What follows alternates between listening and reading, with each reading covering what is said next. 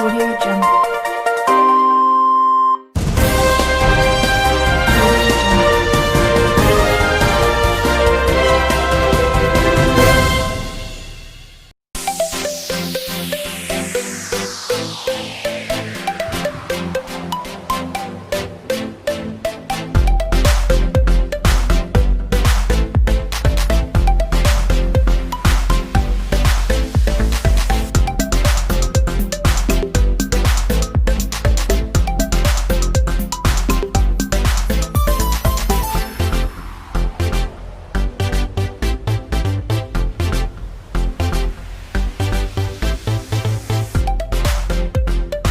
Hi friends, welcome back to FTA vlog. FTA വ്ലോഗിന്റെ ഇന്നത്തെ എപ്പിസോഡിലേക്ക് ഏവർക്കും സ്വാഗതം. എല്ലാവരും സോൾഡ് സ്റ്റേറ്റിന്റെ എപ്പിസോഡുകൾ ദിവസേന കണ്ടുകൊണ്ടിരിക്കുകയാണ്. ഓരോ ദിവസം കഴിയുന്തോറും ഓരോ എപ്പിസോഡിന്റെയും കാണുന്ന ആൾക്കാരുടെ എണ്ണം, വ്യൂവേഴ്സിന്റെ എണ്ണം കൂടി വരുന്നതായി എനിക്ക് മനസ്സിലാവുന്നുണ്ട്. അപ്പോൾ തീർച്ചയായും നിങ്ങൾ ഓരോരുത്തരും ഘട്ടം ഘട്ടമായി ഓരോ എപ്പിസോഡുകളും കേട്ട് പഠിച്ചുകൊണ്ടേ ഇരിക്കുകയാണെന്ന് എനിക്ക് മനസ്സിലാവുന്നുണ്ട്. അതിൽ വളരെയധികം സന്തോഷമുണ്ട്. തീർച്ചയായും വീഡിയോകൾ കാണുമ്പോൾ നിങ്ങൾ കണ്ടതിന് ശേഷം ലൈക്ക് ചെയ്യണം, അല്ലെങ്കിൽ കാണുമ്പോൾ തന്നെ നിങ്ങൾ ലൈക്ക് ചെയ്യുക. കാരണം ലൈക്ക് ചെയ്യുമ്പോൾ മാത്രമേ യൂട്യൂബിൽ ഇത് സജഷനിലേക്ക് പോവുകയുള്ളൂ. കൂടുതൽ ആൾക്കാരിലേക്ക് യൂട്യൂബ് ഇത് എത്തിക്കുന്നത് നിങ്ങളുടെ ലൈക്ക് നോക്കിയിട്ടാണ്. ഏറ്റവും കൂടുതൽ ലൈക്ക് ചെയ്യുന്ന വീഡിയോകളാണ് ഈ യൂട്യൂബ് ചാനലിൻ്റെ മുകളിലേക്ക് വരിക. തീർച്ചയായും നിങ്ങൾക്ക് വേണ്ടി ഒരുപാട് ക്ലാസ്സുകൾ ഞാൻ ഇങ്ങനെ കഷ്ടപ്പെട്ട് എടുത്തു തരുന്നുണ്ട്. അപ്പോൾ തീർച്ചയായും നിങ്ങൾ ലൈക്ക് ചെയ്തിട്ട് എന്നെ സപ്പോർട്ട് ചെയ്യണമെന്ന് ഞാൻ നിങ്ങളെ ആദ്യമായി ഓർമ്മപ്പെടുത്തുകയാണ്. ഓക്കെ, അപ്പോൾ ക്ലാസ്സുകൾ ഓരോന്നും നിങ്ങൾ എഴുതി പഠിക്കുന്നുണ്ടാവണം. നിങ്ങൾ നോട്ട് ഞാൻ കൊടുത്തിട്ടുണ്ട്. ഞാൻ ഇന്ന് മുതൽ നിങ്ങൾക്ക് ഒരു ലിങ്ക് അയച്ചു തരുന്നുണ്ട്. എൻ്റെ വീഡിയോയുടെ താഴെയുള്ള ഡിസ്ക്രിപ്ഷനിൽ ലിങ്ക് കൊടുത്തിട്ടുണ്ട്. അപ്പോൾ ഒരു വാട്സപ്പ് ഗ്രൂപ്പ് FTA വ്ലോഗ് എന്ന് പറഞ്ഞ രീതിയിൽ വാട്സപ്പ് ഗ്രൂപ്പിലേക്ക് നിങ്ങൾക്ക് ജോയിൻ ചെയ്യാനുള്ള ഒരു ലിങ്ക് ഞാൻ ഇന്ന് മുതൽ കൊടുക്കുന്നുണ്ട്. നിങ്ങൾ എല്ലാവരും ഇത് കാണുന്ന എല്ലാവരും അതിൽ ജോയിൻ ചെയ്യുക. ജോയിൻ ചെയ്ത് കഴിഞ്ഞാൽ നിങ്ങൾ ആ ഗ്രൂപ്പിലെ അംഗങ്ങളായി കഴിഞ്ഞാൽ ഞാൻ നിങ്ങൾക്ക് നോട്ട്സ് അതിനകത്ത് ഇട്ട് തരുന്നതാണ്. തീർച്ചയായും അതായിരിക്കും നല്ലതെന്ന് എനിക്ക് തോന്നുന്നു. അപ്പോൾ തീർച്ചയായും എല്ലാവരും വാട്സപ്പിലെ ആ ലിങ്കിൽ ജോയിൻ ചെയ്യുക.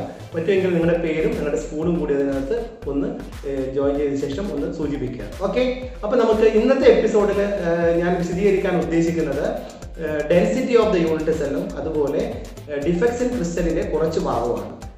ഒരുപാട് ഡിഫെക്ട്സ് ഇൻ ക്രിസ്റ്റലിനെ കുറിച്ച് ഒരുപാട് പറയാനുണ്ട്. പക്ഷേ ഒറ്റ വീഡിയോയിലാകുമ്പോൾ ഒരുപാട് ലെങ്ത് കൂടുന്നതുകൊണ്ട് ഏകദേശം ഒരു പകുതി ഭാഗം വരെ ഞാൻ ഡിസ്കസ് ചെയ്യും. അപ്പോൾ തീർച്ചയായും നമുക്ക് ക്ലാസ്സിലേക്ക് പോകാം. ക്ലാസ്സിലേക്ക് പോകുന്നതിന് മുമ്പ് നമുക്ക് ആരെ കാണണം? അമ്പിച്ചുവിനെ കാണണ്ടേ? അമ്പിച്ചു ഇവിടെ അടുത്ത് തന്നെ ഉണ്ട്. അമ്പിച്ചു വരുന്നുണ്ട്. അപ്പൊ അമ്പിച്ചുവിനെ കാണണം നമുക്ക്. അപ്പൊ അമ്പിച്ചു വാ. ഓക്കെ, അപ്പൊ അമ്പിച്ചുവിന്റെ സാന്നിധ്യം എല്ലാ വീഡിയോയിലും ഉണ്ട്. ചില ആൾക്കാർ പറയുന്ന പിന്നെ നേരിട്ട് സാറിന് വീഡിയോയിലേക്ക് തന്നെ ക്ലാസ്സിലേക്ക് തന്നെ കടന്നുകൂടെന്ന് ചോദിക്കുന്നുണ്ട്. പക്ഷെ മിക്കവാറും കുട്ടികളെല്ലാവരും പറയുന്നത് അമ്പിച്ചുവിന്റെ പ്രോഗ്രാം നല്ലതാണ്, അത് കഴിഞ്ഞിട്ട് മതി എന്ന രീതിയിൽ തന്നെയാണ്.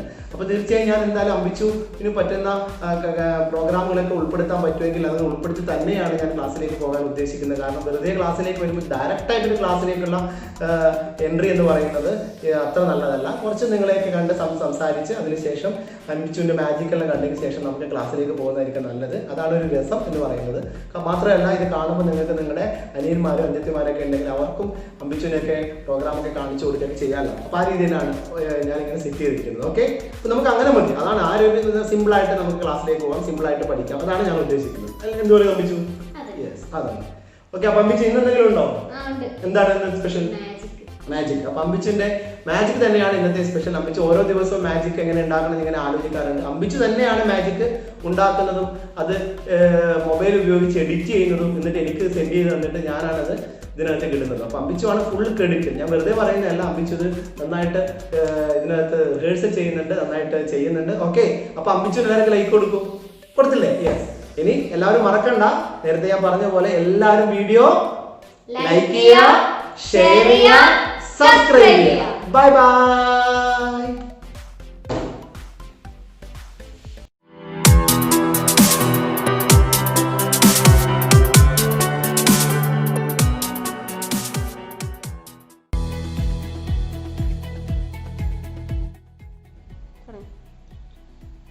ഓക്കെ ഫ്രണ്ട്സ്, നമുക്ക് ക്ലാസ് സ്റ്റാർട്ട് ചെയ്യാം. അമ്പിച്ചുവിന്റെ മാജിക്കെല്ലാം നിങ്ങൾ കണ്ടു. ഓക്കെ, നന്നായിട്ടുണ്ടെന്ന് തോന്നുന്നു അല്ലേ? ഓക്കെ, അപ്പോൾ ഇനി ക്ലാസ് സ്റ്റാർട്ട് ചെയ്യാം. ഇന്നത്തെ ക്ലാസ്സിൽ ഞാൻ നേരത്തെ പറഞ്ഞ പോലെ ആദ്യം ഡിസ്കസ് ചെയ്യുന്നത് ഡെൻസിറ്റി ഓഫ് യൂണിറ്റ് സെല്ലാണ്. യൂണിറ്റ് സെല്ലിൻ്റെ ഡെൻസിറ്റി. വ്യത്യസ്തങ്ങളായ യൂണിറ്റ് സെല്ലുകളെ കുറിച്ച് കഴിഞ്ഞ എപ്പിസോഡുകളിലൊക്കെ നിങ്ങൾ പഠിച്ചു. ഓക്കെ, ഇനി നമ്മൾ എങ്ങനെയാണ് ഒരു യൂണിറ്റ് സെല്ലിന്റെ ഡെൻസിറ്റി കണ്ടുപിടിക്കാൻ പോകുന്നത് എന്നാണ് പറയുന്നത്. അത് വെച്ചിട്ട് നമുക്ക് ഒരുപാട് പ്രോബ്ലംസ് ചെയ്യാനുണ്ട്. ഓക്കെ, അപ്പോൾ ഇങ്ങോട്ട് നോക്കുക.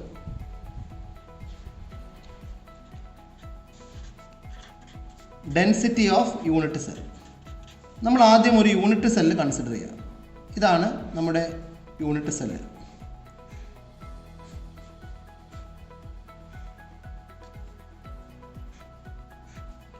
ഈ യൂണിറ്റ് സെല്ലിൻ്റെ ഇവിടെ നിന്ന് ഇവിടത്തേക്കുള്ള ദൂരം, എഡ്ജ്, ആ എഡ്ജിൻ്റെ ലെങ്ത്ത് എ പൈക്കോമീറ്റർ ആണെന്ന് വിചാരിക്കുക. എഡ്ജ് ലെങ്ത്ത് എ പൈക്കോമീറ്റർ ആണ് എങ്കിൽ ഈ യൂണിറ്റ് സെല്ലിൻ്റെ വോളിയം എന്താണ്? What is the volume of the unit cell? What is the volume of the unit cell? Volume of unit cell എന്തായിരിക്കും? നീളം എ, വീതിയും ഉയരവും എല്ലാം എ ആണ്. അപ്പം എ ഇൻറ്റു എ, ഇതൊരു ക്യൂബിക് യൂണിറ്റ് സെല്ലാണ്. അപ്പം A equal to B equal to C ആണ്. അതുകൊണ്ട് എല്ലാം എ എന്ന് കൊടുക്കാം. ഇതും എ ആണ്, ഇതും എ ആണ്, ഇതും എ ആണ്. So volume of the unit cell equal to A cube. Volume of the unit cell equal to A cube. Okay, ഇനി നമുക്ക് mass of the unit cell കണ്ടുപിടിക്കണം. ഈ യൂണിറ്റ് സെല്ലിൻ്റെ മാസ് കണ്ടുപിടിക്കണം. Mass of the unit cell. Mass of the unit cell എന്ന് പറഞ്ഞു കഴിഞ്ഞാൽ ഇതിനകത്ത് എത്ര പാർട്ടിക്കിൾ ഉണ്ടോ അത്രയും പാർട്ടിക്കിളിനെ ഒരു പാർട്ടിക്കിളിൻ്റെ മാസ് കൊണ്ട് ഗുണിച്ചാൽ നമുക്ക് ആകെ മാസ് കിട്ടും. ഇതിനകത്ത് എത്ര പാർട്ടിക്കിൾ ഉണ്ടോ ആ പാർട്ടിക്കിളിനെ ഒരു പാർട്ടിക്കിളിൻ്റെ മാസ് കൊണ്ട് ഗുണിക്കണം. അതായത് നമ്മൾ ഒരു പെട്ടിക്കകത്ത് ഒരു 20 മാങ്ങയുണ്ടെന്ന് വിചാരിക്കുക. 20 മാങ്ങ. ഒരു മാങ്ങയുടെ ഭാരം 10 ഗ്രാമാണ്, ഫിക്സ് ആണ് എന്ന് വിചാരിക്കുക. എല്ലാ മാങ്ങയുടെയും ഭാരം ഒരേപോലെയാണെന്ന് വിചാരിച്ചോളൂ. അപ്പോൾ ഒരു മാങ്ങയുടെ ഭാരം 10 ഗ്രാം ആണെന്ന് വിചാരിക്കുക. അപ്പം ആകെ ആ പെട്ടിക്കകത്തുള്ള ഭാരം നമ്മളെങ്ങനെ കണ്ടുപിടിക്കുക? 20 മാങ്ങ ഇൻറ്റു 10 ഗ്രാം അല്ലേ? അപ്പോൾ 200 ഗ്രാം എന്ന് നമുക്ക് കിട്ടും. മനസ്സിലായോ? ഒരു പെട്ടിയുടെ ഭാരം കണ്ടുപിടിക്കണമെന്ന് വിചാരിക്കുക. അപ്പോൾ പെട്ടിക്കകത്ത് 20 മാങ്ങയാണുള്ളത് വിചാരിക്കുക. ഒരു മാങ്ങയുടെ ഭാരം 10 ഗ്രാം ആണെന്ന് വിചാരിക്കുക. അപ്പോൾ ആകെ മാങ്ങയുടെ ഭാരം എത്ര? 20 ഇൻറ്റു 10. അപ്പോൾ എത്ര കിട്ടി? 200 ഗ്രാം. അതുപോലെ ഇവിടെ ഈ യൂണിറ്റ് സെല്ലിൻ്റെ മാസ് നമുക്ക് കണ്ടുപിടിക്കണം. അപ്പോൾ ഇതിനകത്ത് എത്ര പാർട്ടിക്കിൾ ഉണ്ട് എന്ന് നോക്കണം. അപ്പോൾ നമ്പർ ഓഫ് പാർട്ടിക്കിൾ, അതിനകത്ത് എത്ര മാങ്ങയുണ്ട് എന്ന് പറഞ്ഞ പോലെ ഇവിടെ എത്ര പാർട്ടിക്കിൾ ഉണ്ടെന്ന് കണ്ടുപിടിക്കണം. നമ്പർ ഓഫ് പാർട്ടിക്കിൾ ഈ യൂണിറ്റിനകത്ത്, അതപ്പോൾ number of particle per unit cell എന്ന് പറയും. ഇൻറ്റു ഒരു മാങ്ങയുടെ ഭാരം എന്ന് പറയുന്നവരെ ഇവിടുന്ന് പറയണം മാസ് ഓഫ് 1 പാർട്ടിക്കിൾ. ശരിയല്ലേ? എത്ര മാങ്ങയുണ്ട് ഇൻറ്റു ഒരു മാങ്ങയുടെ ഭാരം എന്ന് പറയുന്ന പോലെ എത്ര പാർട്ടിക്കിൾ ഉണ്ട് ഇൻറ്റു ഒരു പാർട്ടിക്കിളിൻ്റെ മാസ്. ഒരു പാർട്ടിക്കിളിൻ്റെ മാസ് എങ്ങനെയാണ് കണ്ടുപിടിക്കുക? ഒരു പാർട്ടിക്കിളിൻ്റെ മാസ് എങ്ങനെ കണ്ടുപിടിക്കുക? നമുക്കറിയാം, കഴിഞ്ഞ വർഷം നിങ്ങൾ +1 പഠിച്ചിട്ടുണ്ട്. അവഗാഡ്രോ നമ്പർ ഓഫ് പാർട്ടിക്കിളിൻ്റെ ഭാരം എന്തായിരിക്കും? അറ്റോമിക് മാസ് ആയിരിക്കും അല്ലേ? അവഗാഡ്രോ നമ്പർ ഓഫ് പാർട്ടിക്കിളിൻ്റെ ഭാരം അറ്റോമിക് മാസ് ആയിരിക്കും. അപ്പോൾ ഒരു പാർട്ടിക്കിളിൻ്റെ ഭാരം എന്താ? Atomic mass by Avogadro number. ശരിയല്ലേ? അവഗാഡ്രോ നമ്പർ 6.022 ഇൻറ്റു 10⁻23 പാർട്ടിക്കിളിൻ്റെ ഭാരം എന്തായിരിക്കും? അറ്റോമിക് മാസ് ആയിരിക്കും. അപ്പോൾ ഒരു പാർട്ടിക്കിളിൻ്റെ മാസ് എന്താണ്? Atomic mass by Avogadro number. അപ്പോൾ ഇവിടെയോ ഒരു മാസ് ഓഫ് ദ പാർട്ടിക്കിൾ എന്തായിരിക്കും? Atomic mass divided by Avogadro number. Clear ആയിരിക്കും. ഇവിടെ നമ്മൾ ഓൾറെഡി ഉള്ള number of particle per unit സെല്ലും കൂടി ഇവിടെ എഴുതി വെക്കുന്നു. Number of particle per unit cell. അപ്പോൾ ഇത് രണ്ടും നമ്മൾ ഗുണിച്ചു കഴിഞ്ഞാൽ നമുക്ക് എന്ത് കിട്ടും? Mass of the unit cell നമുക്ക് കിട്ടും. ഈ number of particle per unit സെല്ലിന് ഞാനൊരു അബ്രീവിയേഷൻ കൊടുക്കുകയാണ് Z. അതുപോലെ അറ്റോമിക് മാസിന് ഞാൻ കൊടുക്കുകയാണ് ക്യാപിറ്റൽ M. അവഗാഡ്രോ നമ്പറിന് ഞാൻ കൊടുക്കുകയാണ് NA അല്ലെങ്കിൽ N0. അപ്പം നമുക്ക് mass of the unit cell Z into M/N0 എന്ന് കിട്ടി. വോളിയം ഓഫ് ദ യൂണിറ്റ് സെല്ലോ A ക്യൂബ് എന്നും കിട്ടി. Mass of the unit cell Z into M/N0. Number of particle per unit cell, അതിനാണ് Z എന്ന നൊട്ടേഷൻ കൊടുക്കുന്നത്. Atomic mass by N0. എങ്കിൽ നമുക്ക് ഡെൻസിറ്റി കണ്ടുപിടിക്കാം. എന്താണ് density of the unit cell? Density of unit cell is equal to mass of unit cell. Mass of unit cell divided by volume of the unit cell. Mass by volume ആണ് density എന്ന് എല്ലാവർക്കും അറിയാം. എന്താണ് mass of the unit cell? ഇതാണ് mass of the unit cell. ഈ mass of the unit cell നമ്മൾ കണ്ടുപിടിച്ച് എഴുതിയാണ് ZmN0. Zm divided by N0. എന്താണ് volume of the unit cell? A3. അപ്പോൾ ഡിവൈഡഡ് ബൈ A3. അത് നമ്മൾ റീഅറേഞ്ച് എഴുതിയാലോ? Zm divided by N0 A3. A3 ഡിനോമിനേറ്ററിലാണ് വരിക. ഇതാണ് density of the unit cell. Density of the unit cell is equal to Zm divided by N0 A3. ഇതിലെന്താണ് Z എന്ന് പറഞ്ഞു കഴിഞ്ഞാൽ? Z എന്ന് പറഞ്ഞാൽ number of particle per unit cell. M എന്ന് പറഞ്ഞാൽ തന്ന സബ്സ്റ്റൻസിൻ്റെ എലമെൻറ്റിൻ്റെ അറ്റോമിക് മാസ്. N0 അവഗാഡ്രോ നമ്പറാണ്. 6.022 × 10⁻23. A എന്ന് പറഞ്ഞാൽ എഡ്ജ് ലെങ്ത് ആണ്. ഓക്കെ, അപ്പോൾ ഈ എഡ്ജ് ലെങ്ത് എന്ന് പറയുന്നത് അപ്പോൾ ഈ എഡ്ജ് ലെങ്ത് എന്ന് പറയുന്നത് പൈക്കോമീറ്ററിലാണ് തരുന്നതെങ്കിൽ നമ്മളത് കൺവേർട്ട് ചെയ്യാൻ പഠിക്കണം. പൈക്കോമീറ്ററിലാണ് എഡ്ജ് ലെങ്ത് തരുന്നുണ്ടെങ്കിൽ ഒന്നുകിൽ നിങ്ങൾക്ക് അത് സെൻറ്റിമീറ്ററിലേക്ക് കൺവേർട്ട് ചെയ്യാം, അല്ലെങ്കിൽ മീറ്ററിലേക്കും കൺവേർട്ട് ചെയ്യാം. സെൻറ്റിമീറ്ററിലേക്കാണ് കൺവേർട്ട് ചെയ്യുന്നതെങ്കിൽ ഒരു പൈക്കോമീറ്റർ എന്ന് പറഞ്ഞാൽ 10⁻−10 സെൻറ്റിമീറ്ററാണ്. എന്നാൽ മീറ്ററിലേക്കാണെങ്കിൽ 1 പൈക്കോമീറ്റർ ഈക്വൽ ടു 10⁻12 മീറ്ററാണ്. മാസ് നമ്മൾ ഗ്രാമിൽ എടുക്കുന്നതുകൊണ്ട് പൈക്കോമീറ്ററിന് സെൻറ്റിമീറ്ററിലേക്ക് കൺവേർട്ട് ചെയ്യുന്നതാണ് നല്ലത്. അപ്പം നമുക്ക് ഗ്രാം പെർ സെൻറ്റിമീറ്റർ ക്യൂബ് എന്ന് ഡെൻസിറ്റിയുടെ യൂണിറ്റ് കിട്ടും. ഇനി കിലോഗ്രാമും മീറ്ററുമാണ് എടുക്കുന്നതെങ്കിൽ കിലോഗ്രാം പെർ മീറ്റർ ക്യൂബ് എന്നും നമുക്ക് എഴുതാം. ഓക്കെ, അത് കൂടുതൽ മനസ്സിലാക്കാൻ വേണ്ടി നമുക്ക് പ്രോബ്ലത്തിലേക്ക് പോകാം. ഒന്നാമത്തെ പ്രോബ്ലം എന്താണെന്ന് നോക്കാം. ഇതാണ് ഒന്നാമത്തെ problem. Silver crystallises in silver forms CCP lattices and X-ray studies of its crystal shows that the edge length of its unit cell is 408 picometer. Calculate density of silver. അപ്പോൾ സിൽവർ എന്ന് പറയുന്ന element CCP പാറ്റേണിലാണ് crystallise ചെയ്തിരിക്കുന്നത്. Okay, അപ്പോൾ ശ്രദ്ധിക്കുക, നമ്മൾ അറിയേണ്ട ഒരു കാര്യമുണ്ട്. മുമ്പത്തെ എപ്പിസോഡിലൊക്കെ പഠിച്ചൊരു കാര്യമുണ്ട്. Z എന്ന് പറഞ്ഞാൽ number of particle per unit സെല്ലിൻ്റെ നൊട്ടേഷനാണ്. അത് നിങ്ങൾ പുതുതായിട്ട് കേൾക്കുന്നതാണെങ്കിൽ ഇപ്പോൾ ഓർത്ത് വെക്കുക. Z അത് 1 ആണ്. ആരാണെങ്കിൽ? സിമ്പിൾ ക്യൂബിക് ക്രിസ്റ്റൽ ആണെങ്കിൽ, പ്രിമിറ്റീവ് ആണെങ്കിൽ. Z ഈക്വൽ ടു 2 ആണ്. Body centred. നമ്മൾ number of particle per unit cell calculate ചെയ്യുന്ന ഒരു എപ്പിസോഡ് ഇട്ടിട്ടുണ്ടായിരുന്നു. അത് പഠിച്ചവർക്ക് ഇത് മനസ്സിലാവും. Z ഈക്വൽ ടു 4 ആണ്. Number of particle per unit 4 ആണ്. FCC ഫേസ് സെൻറ്റേർഡ് അല്ലെങ്കിൽ ക്യൂബിക് ക്ലോസ് പാക്കിംഗ് എന്ന് പറയുന്ന CCP. ഇത് പഠിച്ചു വെക്കണം കേട്ടോ. ക്യൂബിക് യൂണിറ്റ് സെല്ലാണെങ്കിൽ അത് പ്രിമിറ്റീവ് ആണെങ്കിൽ number of particle per unit cell 1 ആയിരിക്കും. ബോഡി സെൻറ്റേർഡ് ആണെങ്കിൽ 2 ആയിരിക്കും. ഫേസ് സെൻറ്റേർഡ് ആണെങ്കിൽ 4 ആയിരിക്കും. ഇവിടെ സിൽവർ എന്ന് പറയുന്നത് CCP എന്നാണ് പറഞ്ഞത്. CCP എന്ന് പറഞ്ഞു കഴിഞ്ഞാൽ 4 ആണ്. അപ്പോൾ നമുക്കിവിടെ എന്ത് കിട്ടി? Z ഈക്വൽ ടു 4 എന്ന് കിട്ടി. യൂണിഫൈഡ് മാസ് തന്നിട്ടുണ്ട് 108 U. അപ്പോൾ മാസ് എന്ന് പറയുന്നത് 108 യൂണിഫൈഡ് മാസാണ്. ഓക്കെ, പിന്നെ എന്ത് തന്നിരിക്കുന്നു? Edge length of the unit cell A തന്നിട്ടുണ്ട്. എത്രയാണ്? Is 408 picometre. 408 പൈക്കോമീറ്ററിന് ഞാൻ സെൻറ്റിമീറ്ററിലേക്ക് കൺവേർട്ട് ചെയ്യാണ്. 408 × 10⁻−10 സെൻറ്റിമീറ്റർ. ഇനി നമ്മുടെ ഇക്വേഷനിലേക്ക് നമുക്ക് സബ്സ്റ്റിറ്റ്യൂട്ട് ചെയ്യാം. എന്താണ് density of the unit cell? Density of the unit cell equal to Zm divided by N0 A3. ഇനി നമുക്ക് സബ്സ്റ്റിറ്റ്യൂട്ട് ചെയ്യാം. Z എത്രയാ? 4. മാസ് എത്രയാ? 108 U ഡിവൈഡഡ് ബൈ N0 എത്രയാ? 6.022 × 10⁻23 ഇൻറ്റു എഡ്ജ് ലെങ്ത് എത്രയാ? 408 × 10⁻−10 ഹോൾ ക്യൂബ്. അതിനൊന്ന് റീഅറേഞ്ച് ചെയ്താൽ 4 × 108 divided by 6.022 × 10⁻23 into 408 whole cube into 10⁻−30 എന്ന് നമുക്ക് സബ്സ്റ്റിറ്റ്യൂഷൻ കിട്ടും. അതിൻ്റെ വാല്യൂ എന്തിനാണ് കിട്ടുക? യൂണിറ്റ് മുകളിൽ എടുത്തിരിക്കുന്നത് ഗ്രാമിലാണ്. ഗ്രാം യൂണിഫൈഡ് മാസ് അല്ലെങ്കിൽ ഗ്രാമിൽ പറഞ്ഞാൽ മതി. ഗ്രാം പെർ അടിയിൽ സെൻറ്റിമീറ്റർ ക്യൂബ് ആക്കിയതുകൊണ്ട്, എഡ്ജ് ലെങ്ത് ക്യൂബ് ആക്കിയതുകൊണ്ട് centimetre cube, gram per centimetre cube എന്ന് നമുക്ക് ആൻസർ കിട്ടും.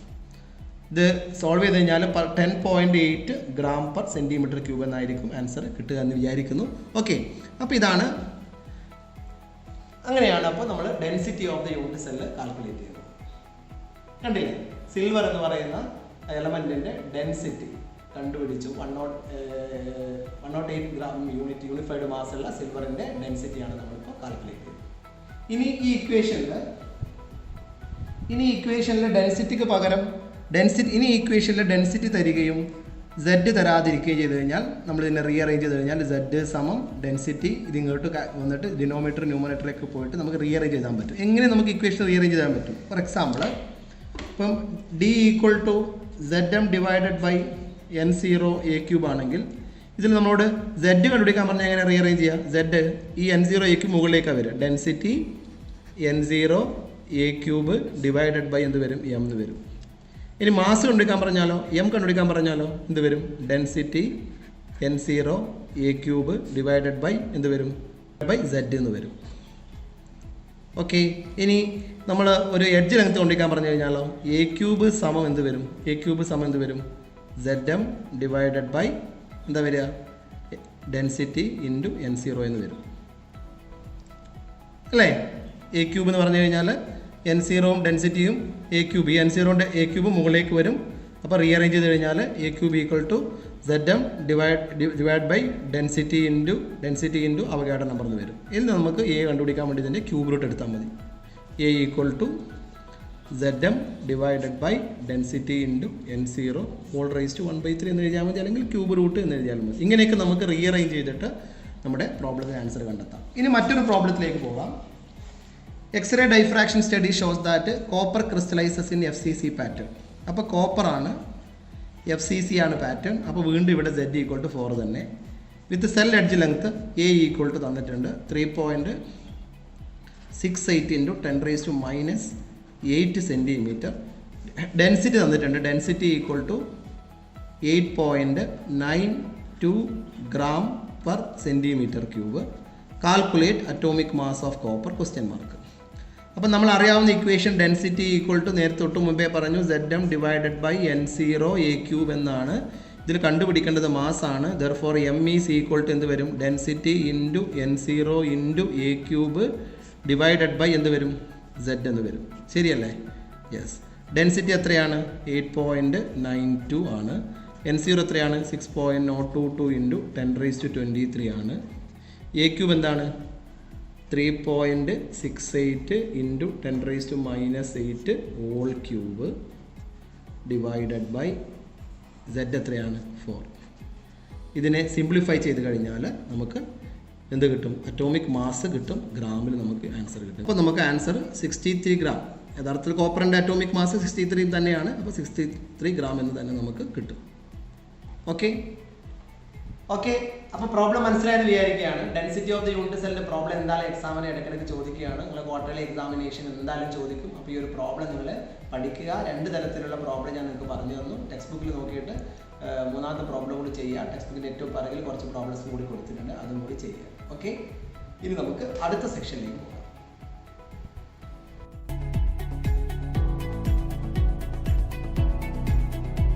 നമുക്കറിയാം ക്രിസ്റ്റൽസിനകത്ത് ലോങ് റേഞ്ച് ഓർഡറോ അല്ലെങ്കിൽ ഷോർട്ട് റേഞ്ച് ഓർഡറോ ഉണ്ട്. ശരിയല്ലേ? യെസ്. എന്നിരുന്നാൽ പോലും ക്രിസ്റ്റൽസിനകത്ത് ഡിഫക്റ്റ് സംഭവിക്കാം. ക്രിസ്റ്റലൈസേഷൻ പ്രോസസ്സ് സമയത്ത് ക്രിസ്റ്റൽ ഫോം ചെയ്യുമ്പോൾ ആണ് ചിലപ്പോൾ ഡിഫക്റ്റ് സംഭവിക്കുന്നത്. ഓക്കെ, അപ്പോഴങ്ങനെയുള്ള ഡിഫക്റ്റുകൾ ക്രിസ്റ്റൽസിനകത്ത് ഉണ്ടാകുന്നു.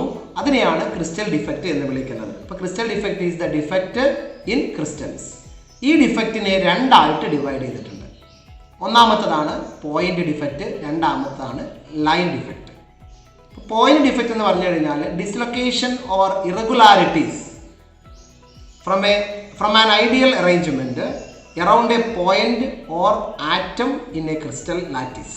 ഈ ക്രിസ്റ്റൽസ് ലാറ്റിസിനകത്ത് ഏതെങ്കിലും ആറ്റത്തിന് ചുറ്റോ അല്ലെങ്കിൽ ഏതെങ്കിലും ഒരു ലാറ്റിസ് പോയിന്റിന് ചുറ്റുമോ ഉള്ള ഡിസ്ലൊക്കേഷനെ അല്ലെങ്കിൽ ഇറഗുലാരിറ്റീസിനെയാണ് പോയിന്റ് ഡിഫക്റ്റ് എന്ന് വിളിക്കുന്നത്.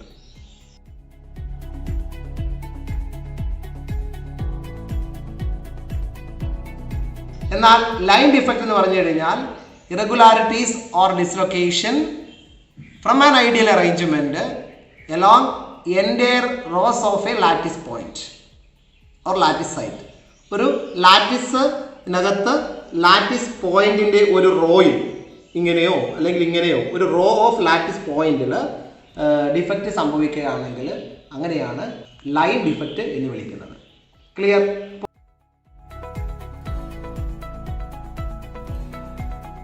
പോയിന്റ് ഡിഫക്റ്റ് ഒരു പോയിന്റിന് ചുറ്റുമാണ് സംഭവിക്കുന്നതെങ്കിൽ ലൈൻ ഡിഫക്റ്റ് ഒരു റോ ഓഫ് ലാറ്റിസ് ലൈനിലാണ് സംഭവിക്കുക, ലൈൻ ഡിഫക്റ്റ് സംഭവിക്കുക. നമ്മൾ നമ്മുടെ ചാപ്റ്ററിനകത്ത് പോയിന്റ് ഡിഫക്റ്റിനെ കുറിച്ചിട്ടാണ് കൂടുതലായിട്ട് പഠിക്കുന്നത്. ഏതൊക്കെ തരത്തിലുള്ള പോയിന്റ് ഡിഫക്റ്റുകളാണുള്ളത്? സ്റ്റോഷിയോമെട്രിക് പോയിന്റ് ഡിഫക്റ്റ് ഉണ്ട്, നോൺ സ്റ്റോഷിയോമെട്രിക് പോയിന്റ് ഡിഫക്റ്റ് ഉണ്ട്, പിന്നെയോ ഇംപ്യൂരിറ്റി ഡിഫക്റ്റ് ഉണ്ട്.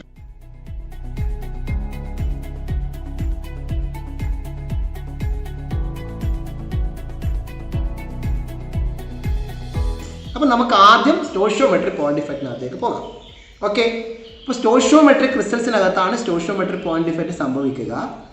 മാത്രമല്ല സ്റ്റോഷിയോമെട്രി യാതൊരു കാരണവശാലും ഈ ഡിഫക്റ്റിലൂടെ സ്റ്റോഷിയോമെട്രിക്ക് തകരാറ് സംഭവിക്കുകയുമില്ല.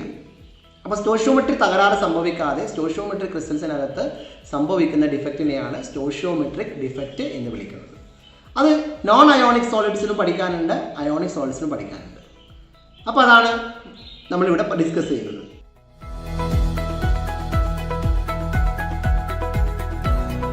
അപ്പോൾ നോൺ അയോണിക് സോളിഡ്സിനകത്തുള്ള രണ്ട് തരത്തിലുള്ള ഡിഫക്റ്റാണ് ആദ്യം പഠിക്കുന്നത്. ഒന്നാമത്തെ ഡിഫക്റ്റാണ് വാക്കൻസി ഡിഫക്റ്റ്, രണ്ടാമത്തെ ഡിഫക്റ്റാണ് ഇൻഡർസ്റ്റീഷ്യൽ ഡിഫക്റ്റ്.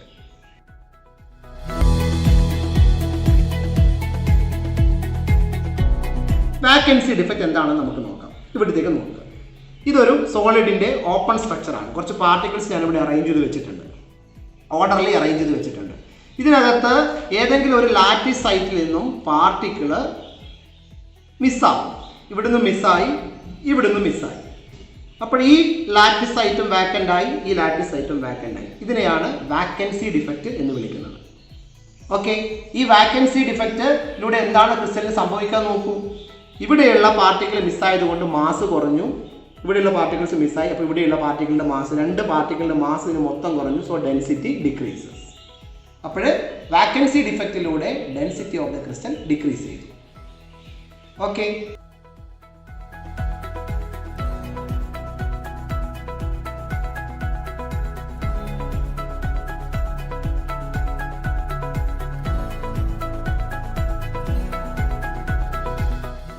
ഇനി നമ്മൾ അടുത്ത പറഞ്ഞ ഇൻഡർസ്റ്റീഷ്യൽ ഡിഫക്റ്റ് ആണ്. അപ്പോൾ നോർമലി നമ്മളൊരു ക്രിസ്റ്റൽ ലാറ്റിസ് ഇങ്ങനെ എടുക്കുന്നു, നോർമലി എടുത്തു. ഈ ക്രിസ്റ്റൽ ലാറ്റിസിനകത്ത് കുറേ ഇൻഡർസ്റ്റീഷ്യൽ വോയിഡ് കാണുന്നുണ്ട്, കുറേ ഇൻഡർസ്റ്റീഷ്യൽ വോയിഡുകൾ ഇവിടെ ഇങ്ങനെ കാണുന്നുണ്ട്. ഇൻഡർസ്റ്റീഷ്യൽ വോയിഡുകൾ കുറേ ഉണ്ട്. ഈ ഇൻഡർസ്റ്റീഷ്യൽ വോയിഡുകളിനകത്തേക്ക് അല്ലെങ്കിൽ ഇൻഡസ്ട്രിയൽ സൈഡിനകത്തേക്ക് എക്സ്ട്രാ ഒരു പാർട്ടിക്കിൾ വരിക. ഇപ്പോൾ ഒരു പാർട്ടിക്കിൾ കൊണ്ടുവന്നിട്ട് ഞാൻ ഇവിടെ വെച്ചു. അപ്പോൾ ഇൻഡർസ്റ്റീഷ്യൽ സൈറ്റിനകത്ത് ഇങ്ങനെ പാർട്ടിക്കിൾ വന്ന് നിൽക്കുകയാണെങ്കിൽ അതിനെയാണ് ഇൻഡർസ്റ്റീഷ്യൽ ഡിഫക്റ്റ് എന്ന് വിളിക്കുക. ഒരു എക്സ്ട്രാ പാർട്ടിക്കിൾ വരുന്നത് കൊണ്ട് തന്നെ ക്രിസ്റ്റലിൻ്റെ മാസ് എന്ത് ചെയ്യും? വർദ്ധിക്കും. അതുകൊണ്ട് ഡെൻസിറ്റി വർദ്ധിക്കും. അപ്പോൾ വാക്കൻസി ഡിഫക്റ്റിലൂടെ ഡെൻസിറ്റി കുറയുമെങ്കിൽ ഇൻഡർസ്റ്റീഷ്യൽ ഡിഫക്റ്റിലൂടെ ഡെൻസിറ്റി എന്ത് ചെയ്യും? കൂടും. ഇതാണ് സ്റ്റോഷിയോമെട്രിക് ക്രിസ്റ്റൽസിനകത്തുള്ള സ്റ്റോഷിയോമെട്രിക് ഡിഫക്റ്റ് ആയിട്ടുള്ള നോൺ അയോണിക് സോളിഡ്സിൻ്റെ ഡിഫക്റ്റ്. അപ്പോൾ നോൺ അയോണിക് സോളിഡ്സിനകത്ത് വാക്കൻസി ഡിഫക്റ്റ് ഉണ്ട്, ഇൻഡർസ്റ്റീഷ്യൽ ഡിഫക്റ്റ് ഉണ്ട്.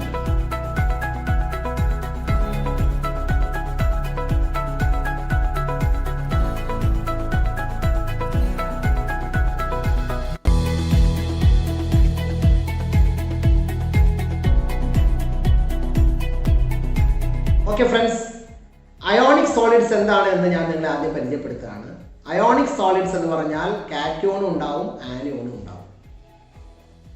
കാറ്റയോണിനെ A+ എന്നും ആനയോണിനെ B- എന്നും ഞാൻ റെപ്രസെന്റ് ചെയ്യുന്നു.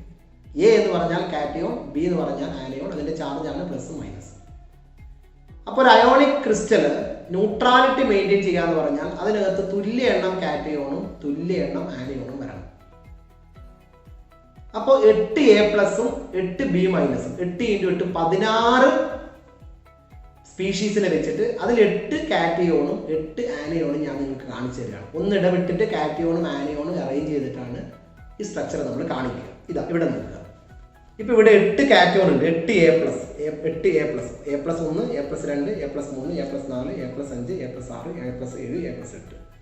B-1, B-2, B-3, B-4, B-5, B-6, B-7, B-8. അപ്പോൾ 8 A+ഉം 8 B-ഉം ഇതിനകത്തുണ്ടെങ്കിൽ ഇതെന്താണ്? ന്യൂട്രലാണ്. 8A+, 8B-. അപ്പോൾ ഒരു ന്യൂട്രൽ ആയിട്ടുള്ള ഒരു ക്രിസ്റ്റൽ നമ്മൾ ഇങ്ങനെയാണ് റെപ്രസെന്റ് ചെയ്യുക. ഈ ന്യൂട്രലായ ഈ ക്രിസ്റ്റൽ 8A+, 8B- ഉണ്ടാവും. ഇത് 2 തരത്തിൽ ഡിഫക്റ്റ് ആയിരിക്കും കാണിക്കുക എന്ന് പറഞ്ഞു. ഒന്ന് stoichiometric point defect, 2 non stoichiometric point defect. എന്താണ് പ്രത്യേകത വെച്ച് കഴിഞ്ഞാൽ സ്റ്റോഷിയോമെട്രിക് പോയിന്റ് ഡിഫക്റ്റ് ആണ് സംഭവിക്കുന്നതെങ്കിൽ ബിഫോറും ആഫ്റ്ററും കാറ്റയോണിന്റെയും ആനിയോണിന്റെയും എണ്ണം സെയിം ആയിരിക്കും. ഓക്കെ, അത് ഓർത്ത് വെച്ചാൽ മതി. ന്യൂട്രാലിറ്റി മെയിൻറ്റെയിൻ ചെയ്യുകയും ചെയ്യും. ന്യൂട്രാലിറ്റി ബിഫോറും ആഫ്റ്ററും സെയിം ആയിരിക്കും. കാറ്റയോണിന്റെ ആനിയോണിന്റെ എണ്ണം സെയിം ആയിരിക്കും. 8A+, 8B- ഉള്ളത് 7A+, 7B- ആയാലും ചാർജ് സെയിം ആയിരിക്കും. ഓക്കെ, അപ്പൊ അങ്ങനെ ന്യൂട്രാലിറ്റി മെയിൻറ്റെയിൻ ചെയ്യും. പക്ഷെ അതിന് നോൺ സ്റ്റോഷിയോമെട്രിക് പോയിന്റ് ഡിഫക്റ്റ് പറയുകയാണെങ്കിൽ ന്യൂട്രാലിറ്റി മെയിൻറ്റെയിൻ ചെയ്യും, പക്ഷെ സ്റ്റോഷിയോമെട്രി നഷ്ടപ്പെടും. സ്റ്റോഷിയോമെട്രി നിലനിർത്തിക്കൊണ്ട് ന്യൂട്രാലിറ്റി മെയിൻറ്റെയിൻ ചെയ്യുന്നതാണ് സ്റ്റോഷിയോമെട്രിക് പോയിന്റ് ഡിഫക്റ്റ്. എന്നാൽ സ്റ്റോഷിയോമെട്രി നഷ്ടപ്പെട്ടിട്ട് ന്യൂട്രാലിറ്റി മെയിൻറ്റെയിൻ ചെയ്യുന്നവരാണ് നോൺ സ്റ്റോഷിയോമെട്രിക് പോയിന്റ് ഡിഫക്റ്റ്. അപ്പൊ നമ്മൾ ഡിസ്കസ് ചെയ്യുന്നത് സ്റ്റോഷിയോമെട്രിക് പോയിന്റ് ഡിഫക്റ്റും നോൺ സ്റ്റോഷിയോമെട്രിക് പോയിന്റ് ഡിഫക്റ്റുമാണ്. ഓക്കെ, സ്റ്റോഷിയോമെട്രിക് പോയിന്റ് ഡിഫക്റ്റ് പറയുമ്പോൾ നോൺ അയോണിക് സോൾഡിനകത്ത് കാണിക്കുന്ന വാക്കൻസി ഡിഫക്റ്റും ഇൻഡസ്ട്രിഷ്യൽ ഡിഫക്റ്റും പറയും. അയോണിക് സോൾഡ്സിനകത്ത് കാണിക്കുന്ന ഫ്രങ്കൽ ഡിഫക്റ്റും ഷോർട്ട്കി ഡിഫക്റ്റും പറയും.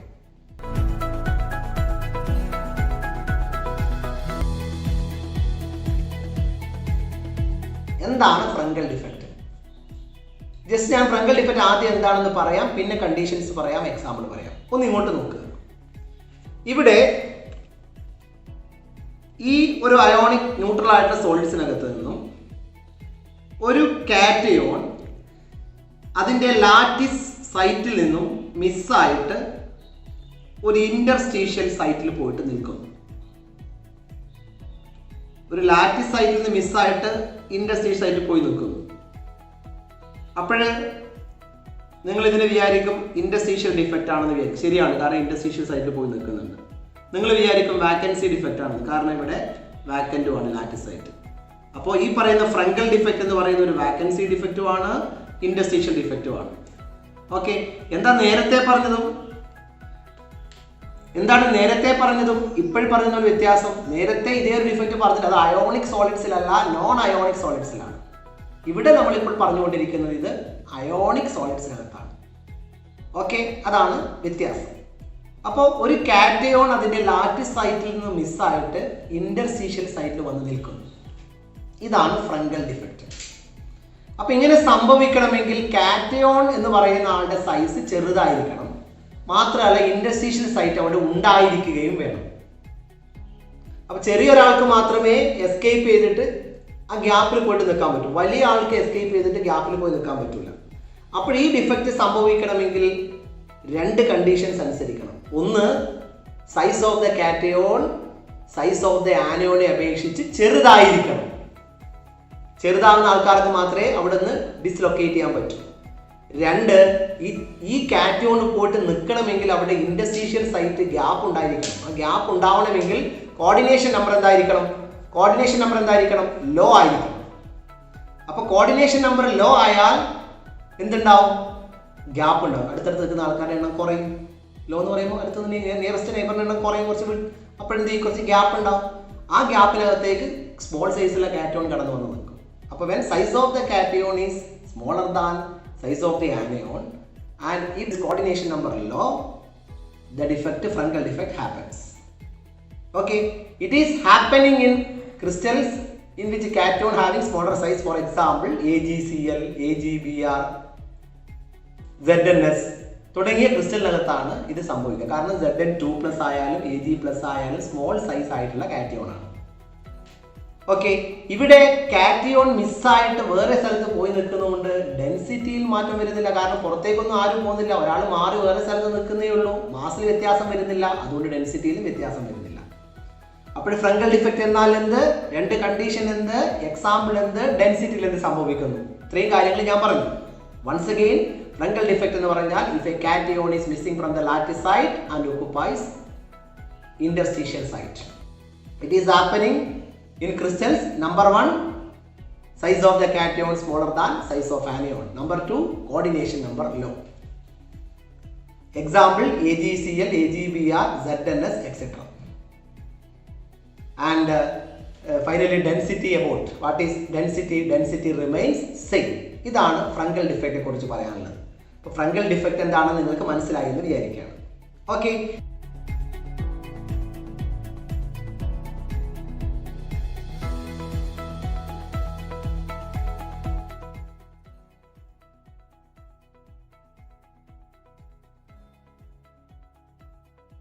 ഇനി ഞാൻ പറയാൻ പോകുന്നത് ഷോർട്ട് കീ ഡിഫക്റ്റിനെ കുറിച്ചിട്ടാണ്. എന്താണ് ഷോർട്ട് കീ ഡിഫക്റ്റ്? നേരത്തെ പറഞ്ഞ കണ്ടീഷൻ ഒന്ന് ആലോചിച്ച് നോക്കുക. എന്താണ് ഫ്രങ്കൽ ഡിഫക്റ്റിന്റെ condition? Size of the cation smaller than size of the anion. എന്നാൽ ഇവിടെ നമ്മൾ പറയുന്ന കണ്ടീഷൻ സൈസ് ഓഫ് ദ കാറ്റയോണും സൈസ് ഓഫ് ദ ആനയോണും ഓൾമോസ്റ്റ് ഈക്വൽ ആവണം. 2, നേരത്തെ പറഞ്ഞത് കോർഡിനേഷൻ നമ്പർ ലോ എന്നായിരുന്നു ഫ്രങ്കൽ ഡിഫക്റ്റിൽ. എന്നാൽ ഇവിടെ പറയുന്നത് കോർഡിനേഷൻ നമ്പർ ഹൈ ആണ് എന്നാണ്. അതായത് കോർഡിനേഷൻ നമ്പർ ഹൈ ആയിട്ടുള്ള സൈസ് ഓഫ് ദി കാറ്റയോണും സൈസ് ഓഫ് ദി ആനയോണും ഈക്വൽ ആയിട്ടുള്ള, ഏകദേശം ഈക്വൽ ആയിട്ടുള്ള ക്രിസ്റ്റൽ വന്നു കഴിഞ്ഞാൽ ഞാൻ നിങ്ങളോട് ചോദിക്കുകയാണ്, ആ കാറ്റയോണിന് പോയിട്ട് ഗ്യാപ്പിൽ നിൽക്കാൻ പറ്റുമോ? പറ്റൂല. എന്താ കാരണം? കാറ്റയോണിൻ്റെ സൈസ് ആനോൺ അത്ര തന്നെയുണ്ട്. അപ്പം മാത്രമല്ല കോർഡിനേഷൻ നമ്പർ ഹൈ ആയതുകൊണ്ട് സൈസ് ചെറുതായിരിക്കും, അവിടെ പോയിട്ട് ആ വലിയ സൈസുള്ള കാറ്റയോൺ നിൽക്കാനും പറ്റില്ല. അപ്പോഴെന്താ വഴി? കാറ്റയോണ് പുറത്തേക്ക് പോയേ പറ്റൂ. കാറ്റയോൺ മാത്രം പുറത്തേക്ക് പോയാൽ എന്താ സംഭവിക്കുക? ഒരു നെഗറ്റീവ് ചാർജ് അവിടെ അധികം വരൂലേ? ഞാൻ നേരത്തെ പറഞ്ഞു ക്രിസ്റ്റൽ ആസ് എ ഹോൾ എന്തായിരിക്കണം? ന്യൂട്രൽ ആയിരിക്കണം എന്ന് പറഞ്ഞു. അപ്പോൾ ഒരു കാറ്റയോൺ പുറത്തേക്ക് പോയി കഴിഞ്ഞാൽ നെഗറ്റീവ് ചാർജ് അധികമാകുന്നത് കൊണ്ട് ഒരു ആനയോണും കൂടി പുറത്തേക്ക് പോകും. 8A+ഉം 8B- ഉള്ള ഈ ക്രിസ്റ്റലിനകത്ത് ഇവിടെ നോക്കൂ. അപ്പോൾ 8A+ഉം 8B- ഉള്ള ഈ ക്രിസ്റ്റലിനകത്ത് ഒരു കാറ്റയോൺ പോകുമ്പോൾ ഒരു ആനയോണും കൂടി പോകും. ഇപ്പോൾ ഇവിടെ എത്ര A+ ഉള്ളൂ? 1, 2, 3, 4, 5, 6, 7. 7A+. എത്ര B- ഉള്ളൂ? 1, 2, 3, 4, 5, 6, 7. അപ്പോൾ 7A+ഉം 7B- ഉള്ളൂ. രണ്ടാളും പോയിട്ടും A+ഉം B- എണ്ണം തുല്യമാണ്. ന്യൂട്രാലിറ്റി മെയിൻറ്റെയിൻ ചെയ്തു. ക്ലിയർ? അപ്പോൾ അതാണ് ഷോർട്ട് കീ ഡിഫക്റ്റ്. ഇത് കാണിക്കുന്ന ക്രിസ്റ്റൽ എക്സാമ്പിൾ ആണ് KCl, NaCl, AgBr, caesium chloride തുടങ്ങിയ സാധനങ്ങളൊക്കെ ഇത് കാണിക്കും.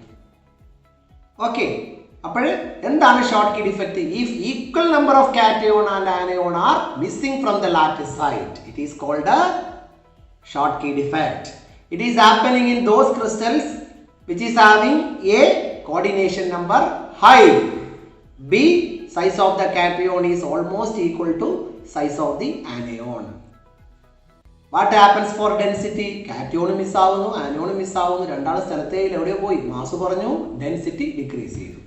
Examples are NaCl, KCl, caesium chloride, AgBr, etc. Okay,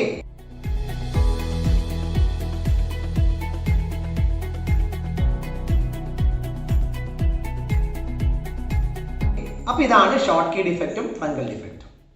അപ്പോൾ ഞാൻ സ്റ്റോഷിയോമെട്രിക് ഡിഫക്റ്റ് ഒന്ന് കൺക്ലൂഡ് ചെയ്യുകയാണ്. സ്റ്റോഷിയോമെട്രിക് ഡിഫക്റ്റ് കാണിക്കുന്നത് 2 തരത്തിലുള്ള സോളിഡുകളാണ്. ഏതൊക്കെ? Non ionic solid, ionic solid. Non ionic solid കാണിക്കുന്നത് വീണ്ടും 2 ഡിവൈഡ് ചെയ്തിട്ടുണ്ട്. Vacancy defect, interstitial defect. Ionic solid കാണിക്കുന്നത് വീണ്ടും 2 ഡിവൈഡ് ചെയ്തിട്ടുണ്ട്. Frenkel defect, Schottky defect.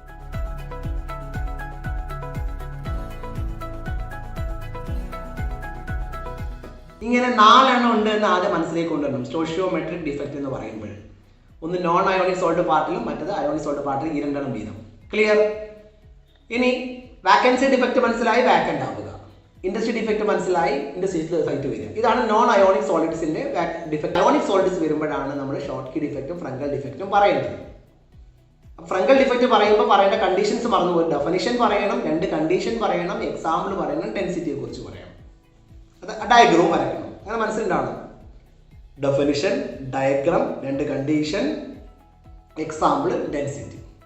Schottky defect അതുപോലെ തന്നെ പറയും. എക്സാമിന് എപ്പോഴും ചോദിക്കുന്നതാണ് സ്റ്റോഷിയോമെട്രിക് പോയിന്റ് ഡിഫക്റ്റുകളെ കുറിച്ച്. ഓക്കെ, അപ്പോൾ ഈ പറഞ്ഞ 4 കാര്യങ്ങളും സ്റ്റോയിഷ്യോമെട്രിക് പോയിന്റ് ഇഫക്റ്റ് ഭാഗത്ത് നിങ്ങൾ മനസ്സിലായെന്ന് വിചാരിക്കുകയാണ്. ഓക്കെ,